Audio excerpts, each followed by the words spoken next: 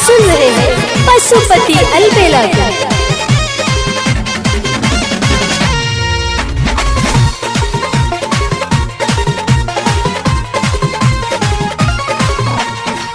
धान रोपे गेली भौजी पूरा बेबाधारिया है। धान रोपे गेली भौजी पूरा बेबाधारिया है। बाबू साहेब मांगे दिलवा, बाबू साहेब मांगे दिल भी छाई के चादरिया है। बाबू साहेब मांगे दिल भी छाई के चादरिया है। बाबू साहेब मांगे दिल। धान रोपे गेली भौजी पूरा बेबाधारिया है। धान रोपे गेली भौजी पूरा बेबाधारिया है। बाबू साहेब मांगे चूमा, बाबू साहेब मांगे चूमा धरी के कमरिया है। बाबू साहेब मांगे चूमा धरी के कमरिया है। बाबू साहेब मांगे चूमा।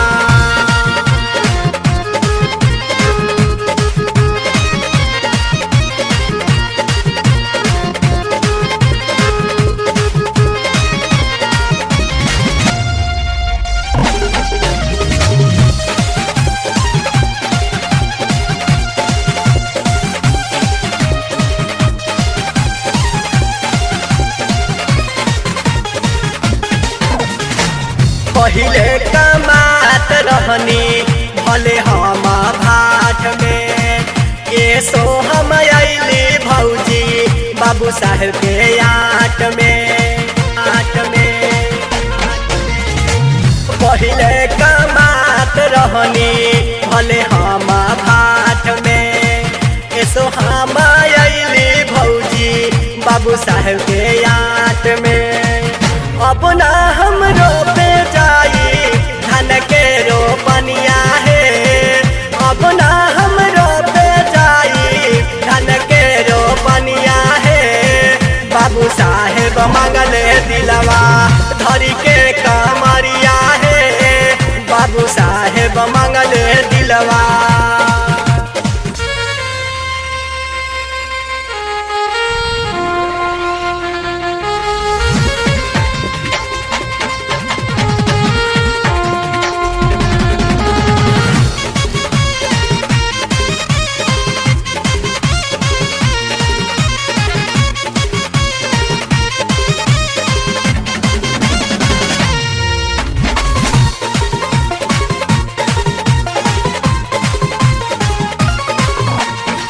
हम नाही जनली भौजी ऐसन होई घाटाना।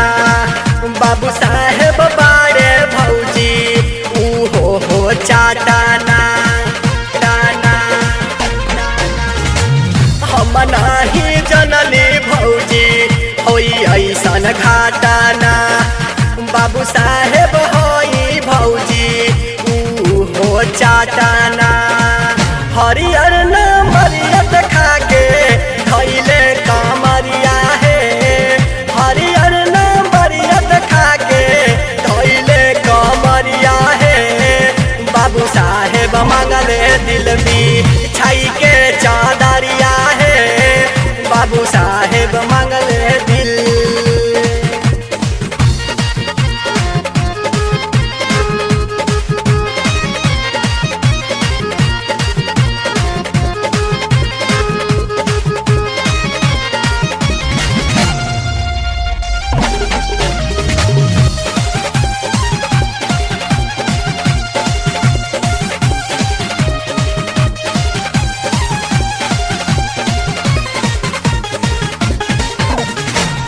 कैसे बताई भौजी होता केतना डरद।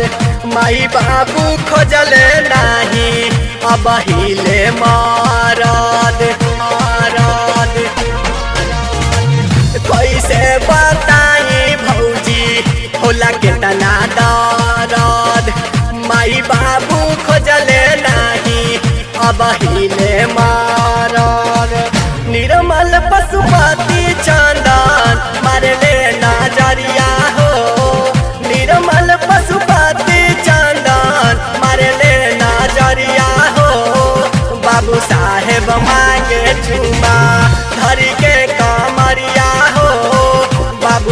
साहेब